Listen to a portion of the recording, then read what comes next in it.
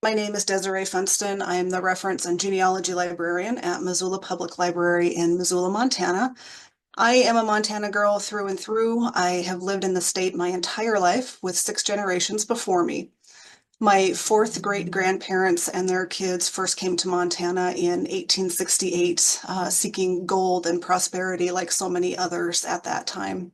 They didn't find it, unfortunately, so they moved along to Sioux City, Iowa, and St. Louis, Missouri for a while. But then in about 1875, they started coming back to Montana to homestead, and we've been here ever since. I love my state. I love researching my Montana ancestors, and I hope that you will too. In today's session, I'll talk briefly about Montana's history and some of the factors that might have brought your ancestors here. Then I'll introduce you to some of the archives, libraries, and societies that you should be aware of while researching in Montana. The bulk of our time today will be on major resources that you'll find helpful. We should have time at the end for questions and maybe even a couple of answers. So let's start with a brief overview of Montana history. This is in no way comprehensive, but I want you to have a little bit of historical context. Archaeological evidence suggests that humans have inhabited the area now known as Montana for at least 12,600 years. The oldest human burial site in the United States is right here in Montana, near the little town of Wilsall, which is indicated there by the black arrow on the map. It's known as the Anzik site, and in 1968, landowners discovered the partial remains of a child along with various stone and bone artifacts. Radiocarbon dating indicates that the artifacts are about 12,600 years old. So there have been people in Montana for a really long time. After the United States acquired the Louisiana Purchase in 1803, Thomas Jefferson sent a group to explore the new territory. Meriwether Lewis and William Clark were in charge of the expedition.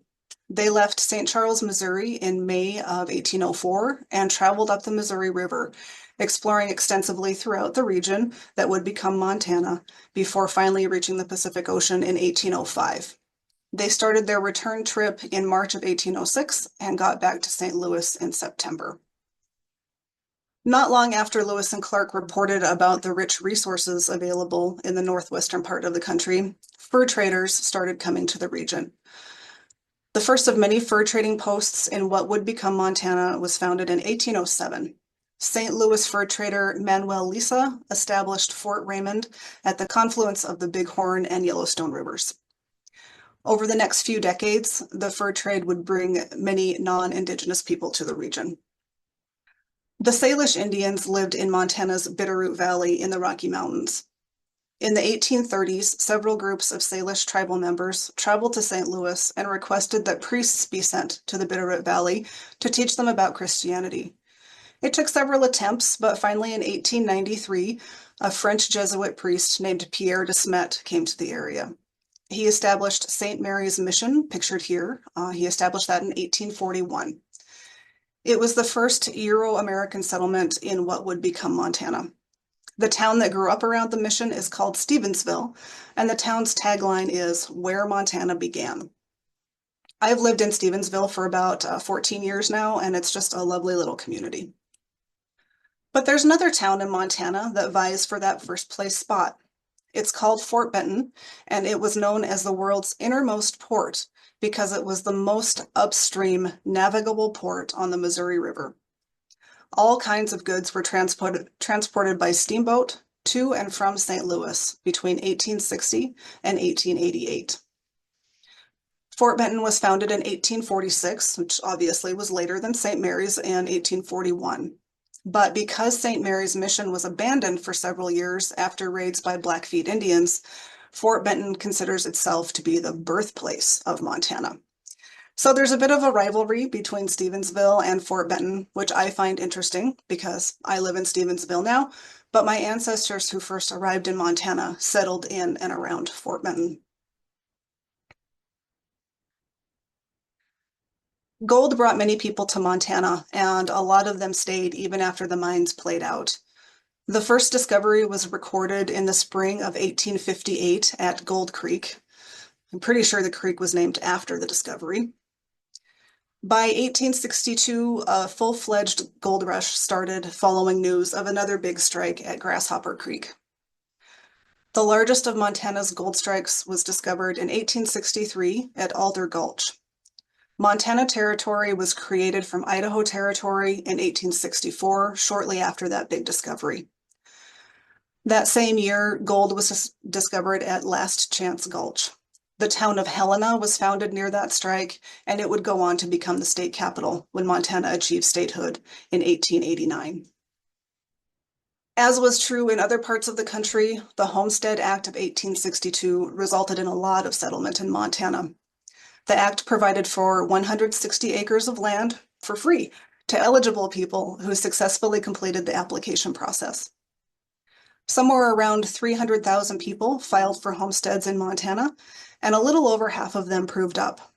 Those successful applications accounted for more than 32 million acres, or about 1/3 of the land in Montana. Shown here is the land patent awarded to my third great-granduncle in 1896. He was the first of my ancestors to homestead in Montana.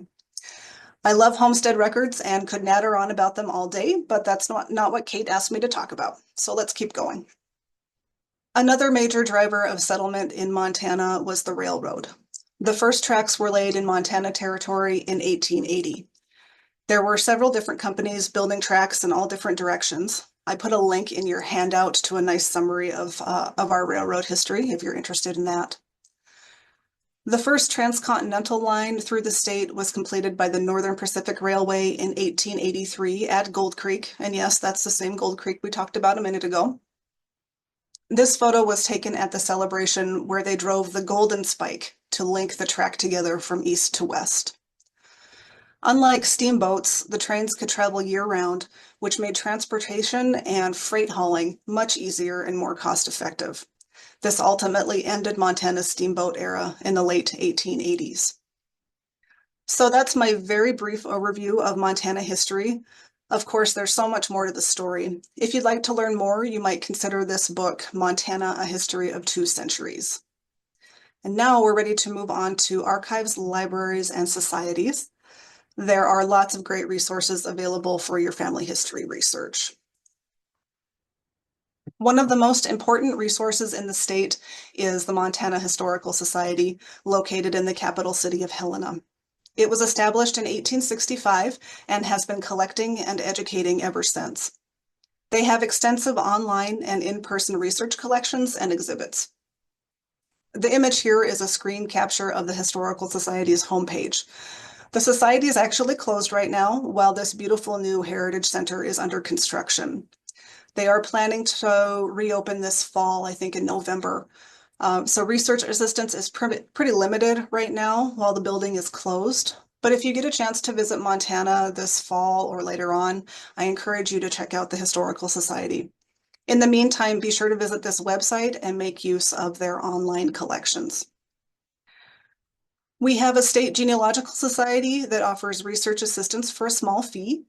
There are some online resources available from the website, including Montana State Death Index, which is current up to 2002. The society offers a certificate program called First Families and Early Settlers of Montana. Anyone who can prove descent from a person who was in Montana, either prior to statehood in November of 1889 or between statehood and the end of 1929, can apply to certify their ancestor. If you have an ancestor who qualifies, I encourage you to apply. There's more information on MSGS's website. Approximately 1,500 certificates have been issued since the program started, and the Society has published a series of books with information about many of those certified ancestors. I'll say more about the certificate program in a moment, but first I want to put in a little plug for MSGS. Membership is open to everyone. It costs only $10 a year for an individual or $15 for a family. We hold an annual conference every September, and we're starting to hold some classes online for free throughout the year as well. Next is the Montana History Portal, which is an online source for digital collections relating to Montana's cultural heritage. It is freely available to everyone online, and there are some really great materials there. I won't say too much about the portal here because we're going to take a tour of it together at the end of this session. We have a couple of outstanding universities in Montana. I won't say which one is better, but they both have excellent archives and special collections. The links here and on your handout take you right to each of those universities' archives. From these sites, you can also navigate to each library's online catalog and their research collections. Both universities participate in the Open Access program, which provides free online access to thousands of high-quality, peer-reviewed academic publications. You can filter for open access content on each library's catalog page. In addition to the state universities, there are 7 tribal colleges in Montana, each with its own library and archival collections. The first link here and on your handout will take you to a list of links that go to each of those tribal colleges. There are 89 public libraries across the state of Montana, and each one has resources and collections that are unique and specific to their community. The Montana State Library maintains a list of all the libraries in the state. The second link here will take you to the full list, which you can then filter by library type or location. The Museums Association of Montana maintains a similar list of the various museums around the state. So I hope you'll take some time to explore the websites for the various archives, libraries, and societies. Now let's move on to resources. And we will start with vital records. It's pretty easy to obtain birth and death records in Montana. Statewide registration became a requirement in 1907, and enforcement went into effect by 1916. But many counties started recording this information earlier. Of course, the Family Search Research Wiki is a great place to start learning about what records are available for a location and a time period. If you go to this page, you will learn that Family Search and Ancestry both have big collections of BMD records digitized and available online. If you're able to search both websites for your ancestors' records, please be sure to do so. One site might have a county level certificate, while the other site might have the state level certificate. The information should be the same for both jurisdictions, but there might be a few differences between them. And since we want to do thorough, exhaustive research, we can easily obtain the 2 certificates. We might as well do that. But what if we can't easily obtain vital records online? Montana is an interesting place in that we have some really strong right to privacy laws, and at the same time, we have some really strong sunshine laws or right to know laws. What this means for us as genealogists is that it's pretty easy to obtain birth and death records from the state. Here's a screenshot from the Department of Public Health and Human Services website. On this page, you'll find several options for ordering birth or death certificates. I want you to skip all of the Vital Check stuff at the top. To my knowledge, Vital Check only issues abstracts of certificates. But you want the really meaty, detailed version of the certificate. So go on down to the bottom of the page there for the links to the mail-in applications. If you're requesting a birth certificate, there are some restrictions on who can obtain that unless the birth occurred more than 30 years ago. If the birth was more than 30 years ago, anyone can obtain an informational birth certificate. From what I can tell, there really aren't any limitations on who can obtain a death certificate. You just have to fill out the form, follow the instructions, and mail it in. For both births and deaths, remember to request an informational copy, not the certified copy, the informational copy, and also ask for the long form rather than the abstract. There's not really a spot on either form to indicate those requests, so you can just write it in the margin or include a cover letter. In the field labeled "Reason the record is needed," just write genealogy, and those certificates cost $16 each. Marriages are recorded at the county level, and most counties started recording marriages shortly after the county was created. You have to know a bit about county boundary changes to be sure you're looking in the right spot, and we'll talk about those boundary changes in a little bit. For now, just know that the marriage records should be in the clerk of district court for the county where the marriage license was purchased, not necessarily where the marriage took place. With divorces, those should be in the county where the divorce paperwork was filed. There are many other county level records that can be valuable in our research, including court records, naturalizations, and probate files. Your strategy for locating these records will be to start with family search to find any low-hanging fruit that might be waiting for you. If you don't find anything there, your next step will be to check the website for the clerk and recorder's office for the county you're researching. If they don't have records or indexes online, you might have to contact them by email or by phone or in person. All right, now that we've covered births, marriages, and deaths, let's move on to our other favorite record source, the federal census. Montana Territory was first enumerated in 1870, then again in 1880. By 1890, Montana had achieved statehood, and that was the first time Montana was enumerated as a state. But of course, we know that most of the 1890 census was destroyed by fire in 1921. Montana was not one of those lucky states that still has a few scraps of its 1890 census. The separate enumeration of Civil War veterans and widows does still exist, though. So if you think you had a Civil War ancestor in Montana in 1890, be sure to check out that special schedule. All other years of the decennial federal census are intact, and you can easily find all of these records on both Family Search and Ancestry. This is another instance where it doesn't hurt to search for the same information on both sites, as there might be slight variations between the two. Montana has never conducted a state census, but we have been conducting school censuses every year going back to territorial days. These records are a rich source of information about children and families, and they help us place our ancestors at a certain location in a particular time. Some school census records for Montana have been digitized and made available at Family Search. It might take a little bit of digging because they probably aren't indexed, but be sure to go through the county records that Family Search has available. If you can't find them on Family Search, you may need to reach out to the county clerk and recorder or to the local school district.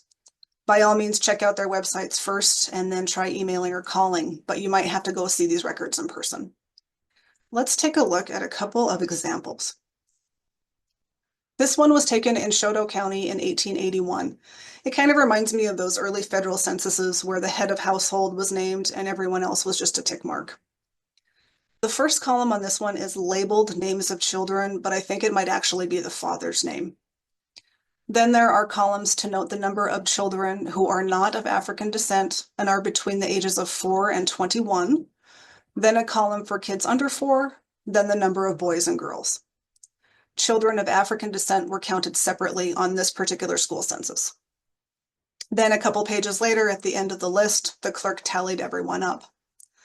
I like this record because the clerk, John F. Murphy, was my third great-grandfather. He held a number of administrative positions in Choteau County in the 1880s and 1890s. Here's another example from Choteau County. This one is from 1938. You can see it's a little more detailed. It includes parents' names as well as the child's age, birth date, and sex. And it's typed and alphabetized, which we like. The Archer children down at the bottom are my second cousins 3 times removed. So be sure to check out the annual school census records to help fill in the 10-year gaps between federal census records. Let's move on to a couple of map resources. Understanding jurisdictional and boundary changes over time is important to our research. We need to know what counties existed for the time period we're researching in order to understand where records might have been kept. These 2 images are from Newberry Library's Atlas of Historical County Boundaries. The top image shows the 8 original counties that were formed when Montana became a territory in 1864. Over the years, 56 counties have been created from the original 8. The bottom image shows all of our current counties. With the Atlas of Historical County Boundaries website, you can track all the county boundary changes that have occurred over time in Montana, as well as in all the other states. Another fantastic resource for examining the history of a location is the Sanborn Fire Insurance Map Collection. These maps are available for about 12,000 different cities across the country going back to 1867. They provide a very detailed representation of the commercial and residential structures in each of those cities. They were originally used to underwrite fire insurance policies. So there's all kinds of information about each building, its construction materials, its purpose, and much more. The example shown here is a portion of a map of Missoula, Montana from 1884. It's a really neat historical resource, and by comparing it to later maps, we can see how the town developed over time. The Library of Congress has digitized many Sanborn maps and placed them online for free. There are over 35,000 maps for you to explore there. 481 of those are maps of towns in Montana.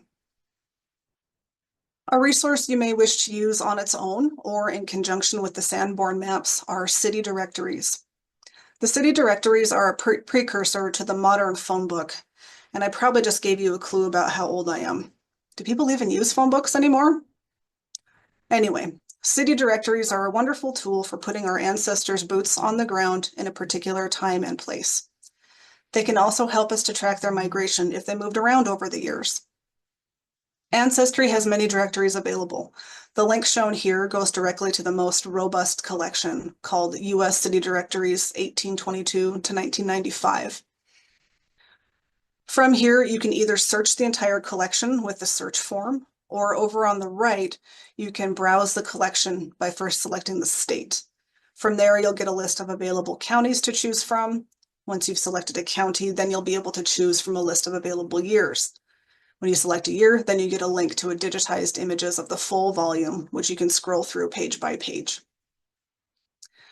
Of course, libraries and archives often hold the print editions of city directories for the local area as well.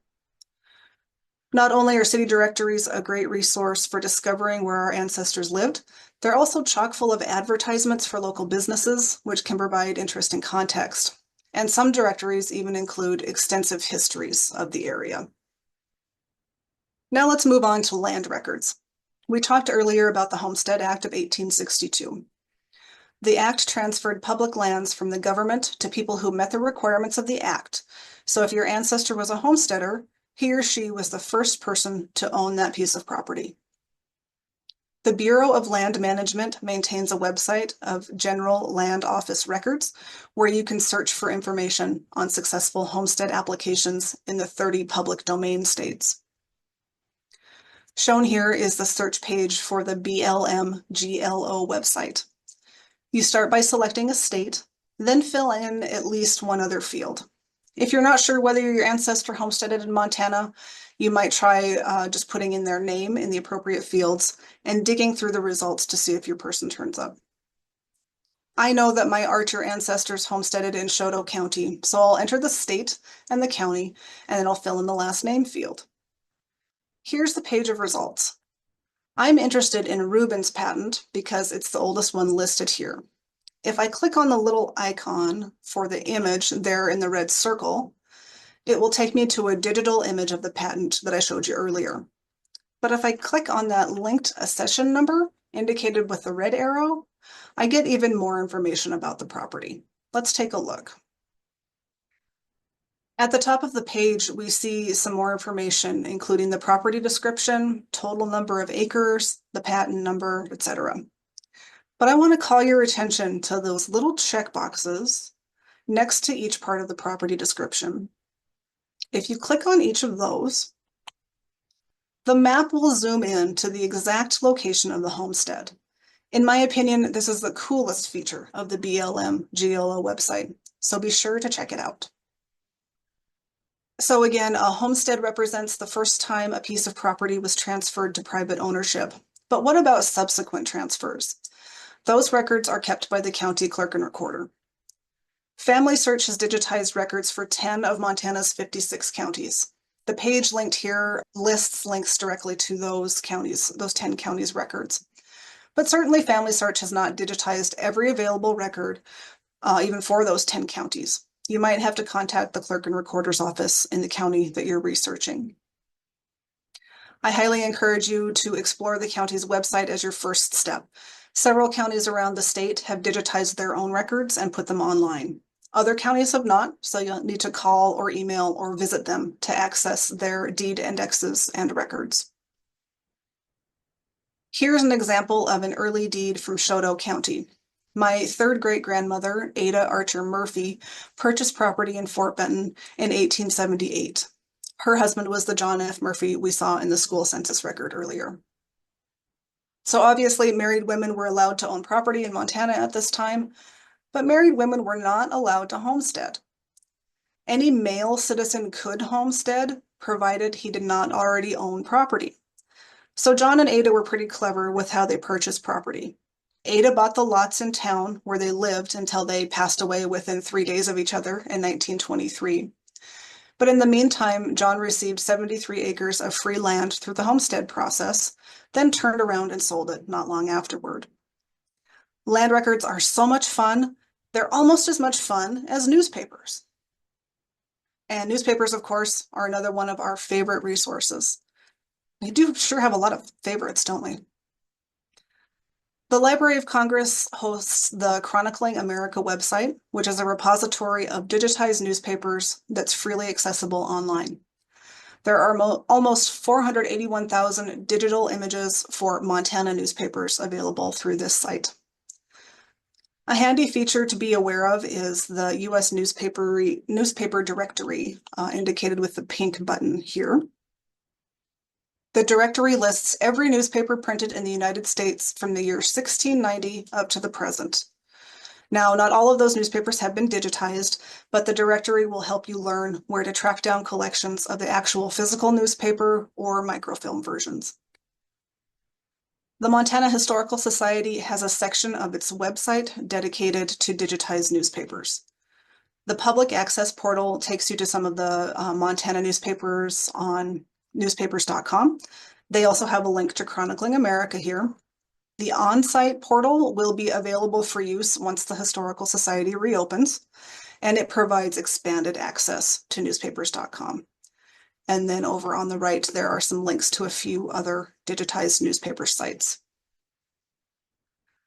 School yearbooks are another fun resource. We can get a glimpse of our ancestors' formative years, maybe find out what clubs they were in or who their friends were. And of course, there's photos.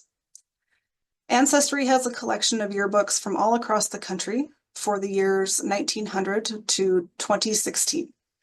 This is another one of those collections where you can either conduct a specific search or you can browse the collection by state, city, school, and then by year. The photo here is my great-grandmother in 1923. She was about 16 or 17 years old here. The Montana History Portal also has 2,600, 2,700 Montana yearbooks online. There's most likely some overlap between those two collections, but we should be sure to use them both. And speaking of the Montana History Portal, I promised earlier to loop back to it, and here we are. The first link goes to the History Portal's homepage, and I encourage you to explore the entire site.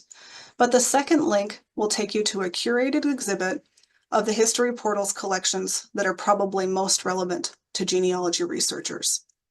I'm going to stop sharing my slideshow now and share a different page instead. We're going to take a little tour of. So this is the landing page for the Montana Genealogy Resources exhibit on the Montana History Portal, and I'm just going to start saying portal from here on out so you don't have to listen to me say so many words. There's a brief overview at the top of the page that tells you it's a compilation of some of the collections that are relevant to family research. But there are many, many other collections available through the portal, so please explore the entire site. There's a link here to the search help guide, which you might wish to review before diving in. The first collection highlighted in this exhibit is the yearbook collection. So we were just talking about yearbooks through Ancestry. Here are the yearbooks that are available through the portal. We see from the summary that there are, it says, over 2,000 volumes from high schools and colleges around the state. So let's take a look. Now we can see over here on the left-hand side that there are 2,648 yearbooks available today. And over here on the right-hand side is an alphabetical listing of them all. Now, full disclosure about this collection. Unless you know the exact title of the yearbook, it can be a little challenging to find the one that you're looking for. It seems to me that over on the left, there should be a location filter, but there's not. So a little patience and persistence on your part will be required. You'll also note that the titles for these volumes sometimes start with an apostrophe or with a number. Later on in the list, the titles start with the word the. All of this throws off the alphabetical order and frankly makes this librarian just a little bit crazy. But it's important to understand that the portal is, in a way, a crowdsourced compilation of resources. Different libraries and archives and record holders from around the state have contributed their resources to the portal, and each of them was responsible for writing their own metadata. This can lead to inconsistencies in the way the information is handled. I think it would be fantastic if there was a way for someone to go through all of the portal's collections to ensure that the metadata was consistent, but the portal is literally a one-woman show, and she has a lot of stuff going on.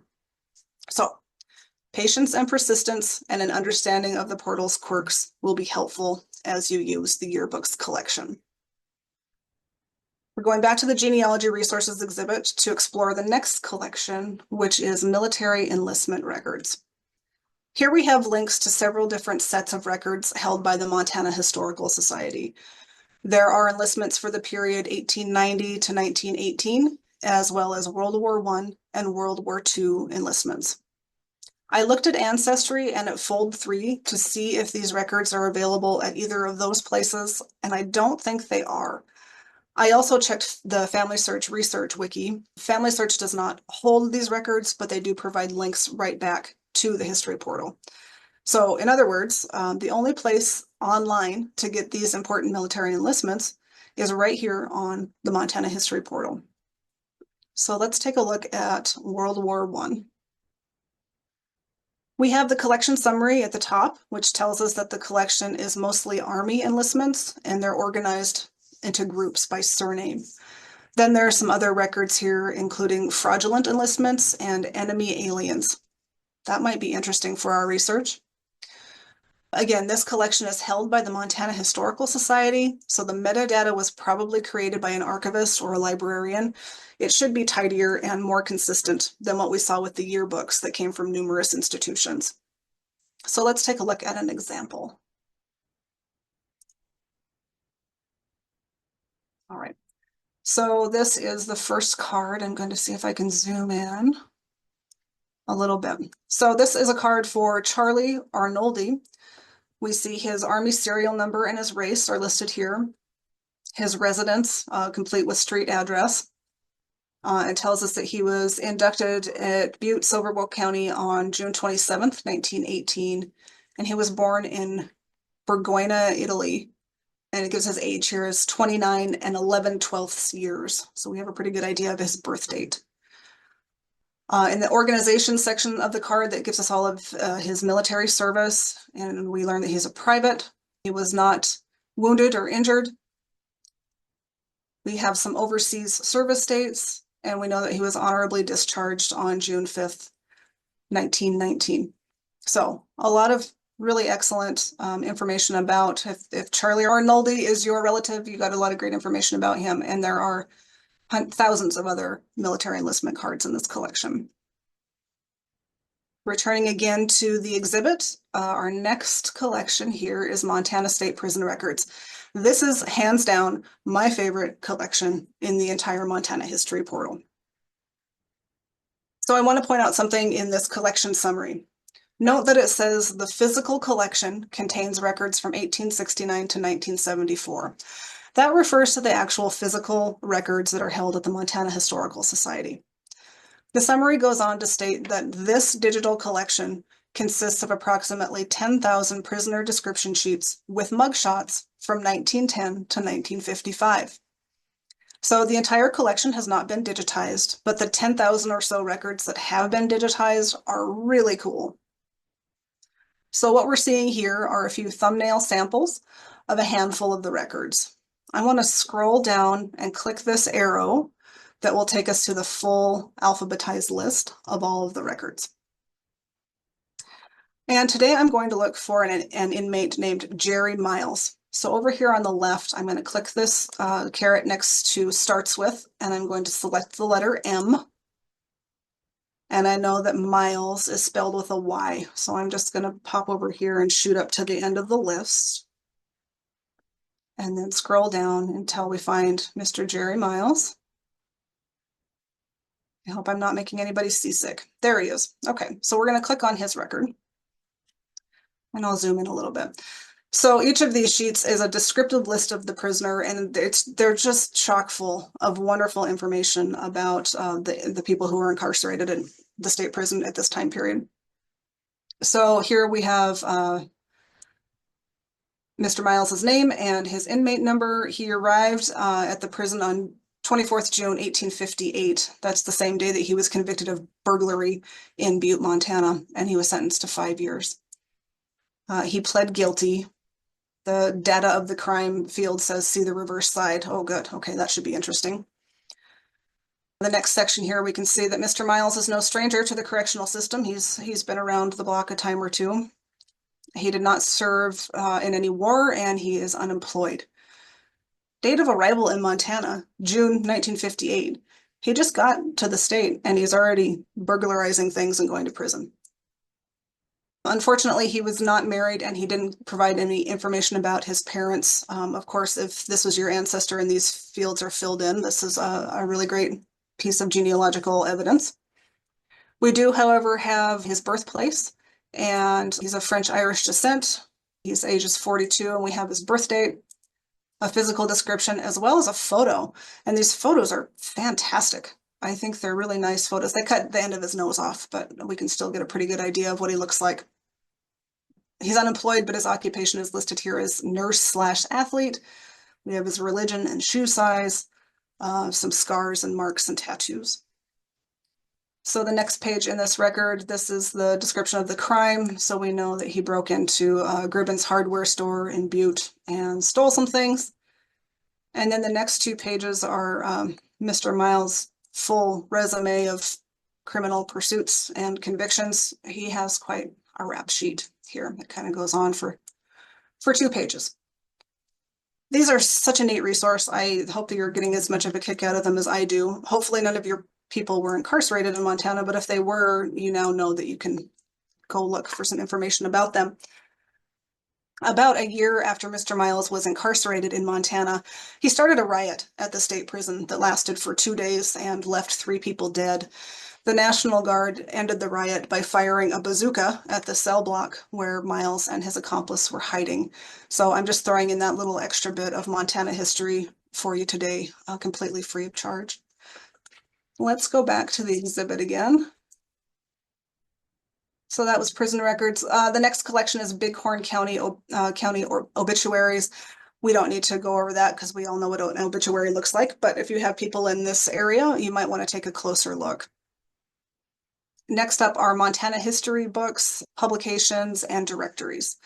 There are a number of resources here, including some polk directories for central Montana and some other county directories. The 2 links that I want to be sure you are aware of are the early Montana histories and the local histories of Montana. Let's start with early Montana histories.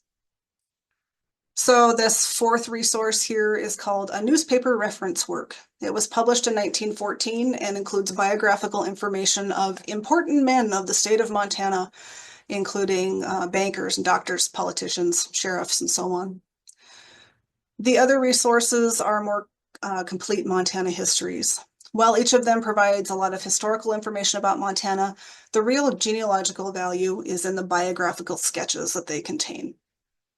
The people profiled in the sketches most likely paid for the privilege. These kinds of books are often known as mug books in the genealogy community. And while we need to view the contents with a certain level of skepticism, they really can provide a wealth of information about our ancestors' lives. I'll show you an example from my own family. In fact, I'm going back to John F. Murphy again. Anybody who takes classes from me knows that he is my favorite ancestor. He paid to have his profile in not just 1, but 2 of the mug books that are digitized here, but we'll just look at one of them. Let me pull that up for you. It's a large book. It takes a moment to load. Sorry for the wait. Okay. So John's biography starts down here at the bottom of the page and goes on to the next column.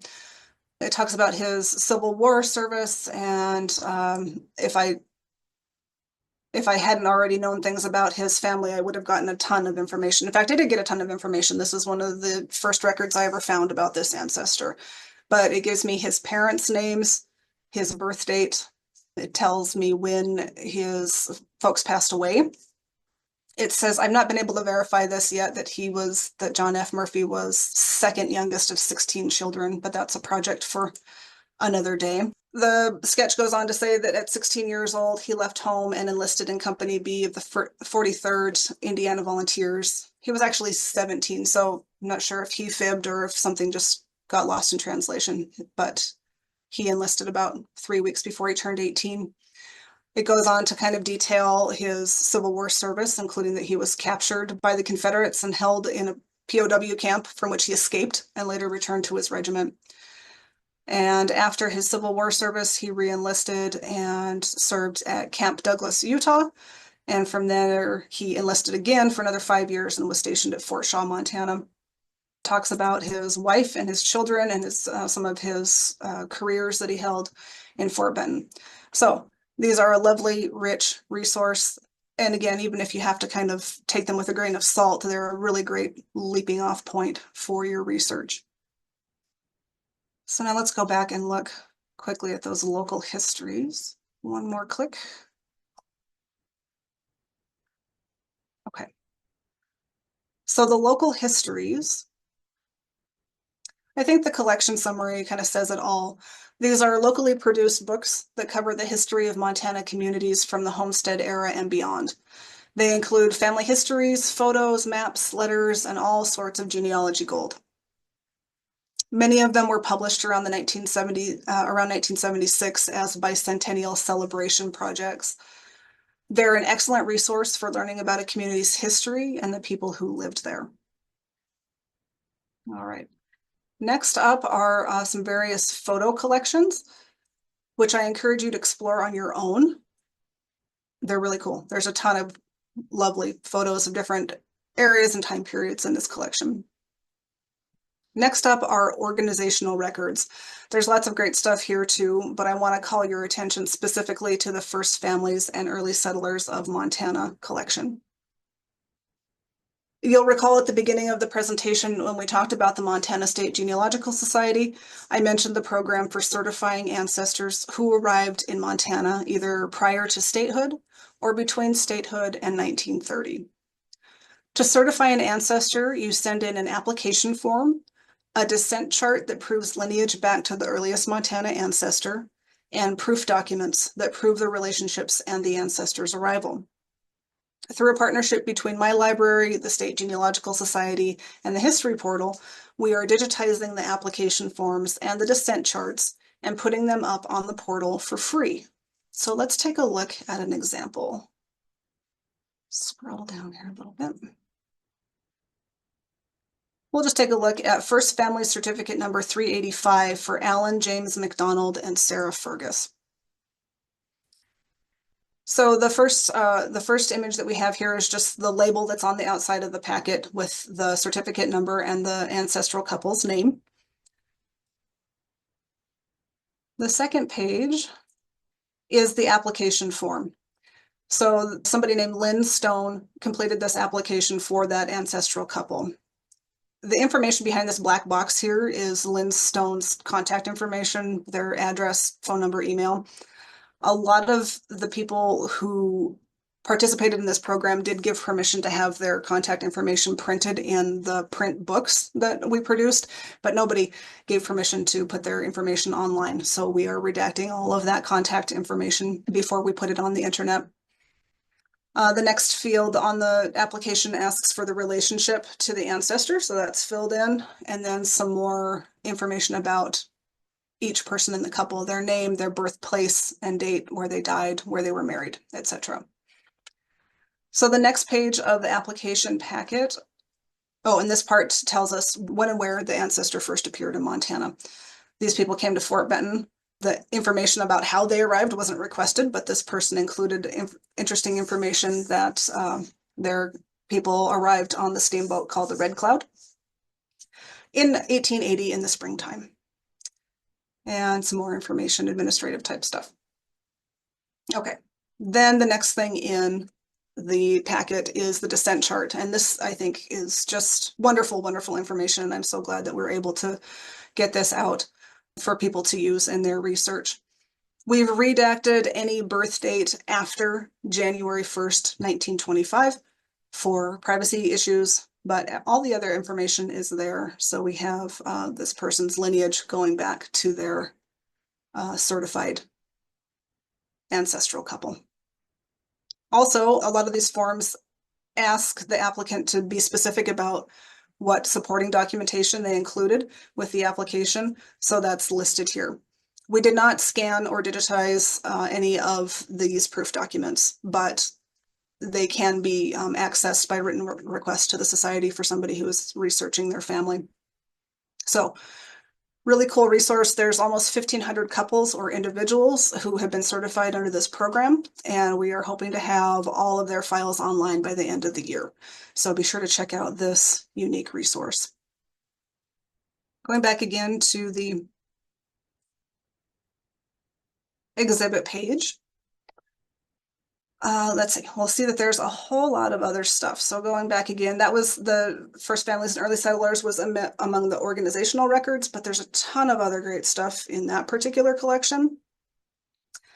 Then there are oral histories and interviews, journals, diaries, and letters, registers of historic places, livestock brands. This is a great resource too.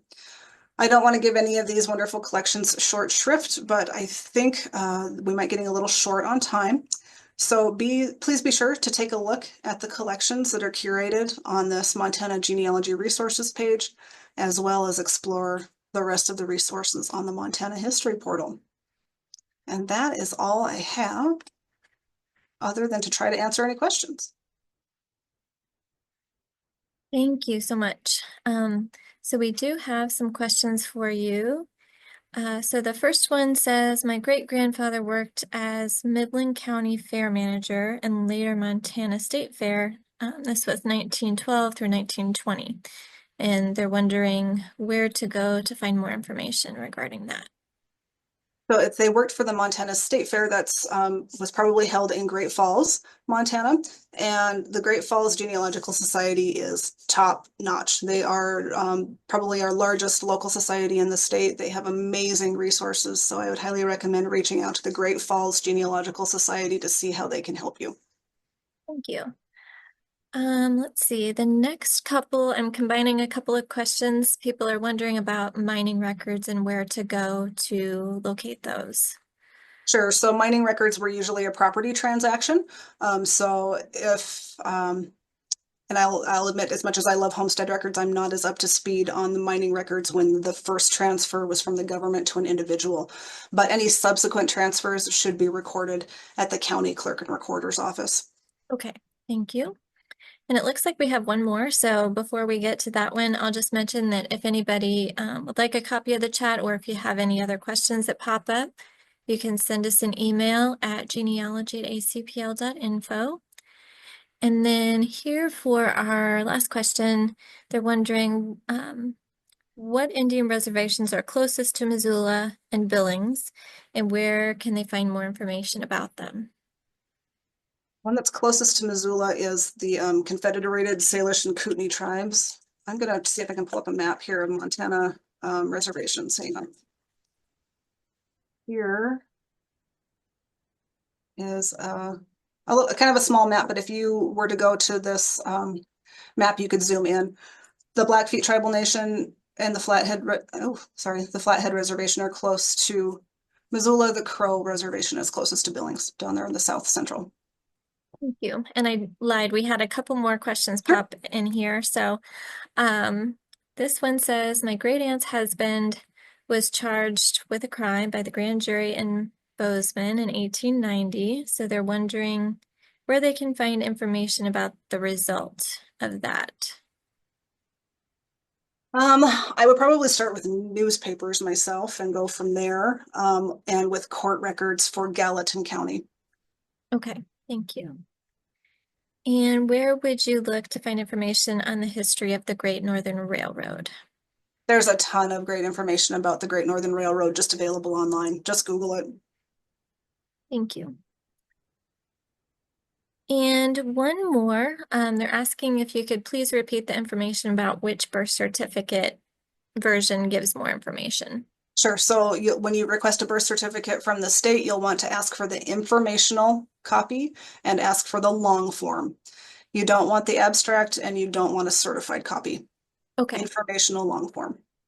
that is helpful. Thank you. So thank you so much for your time for presenting for us today, and thank you to everybody for attending. And we hope to see you at our program on Thursday evening. So Awesome. Thanks, Kate. thanks. Bye-bye.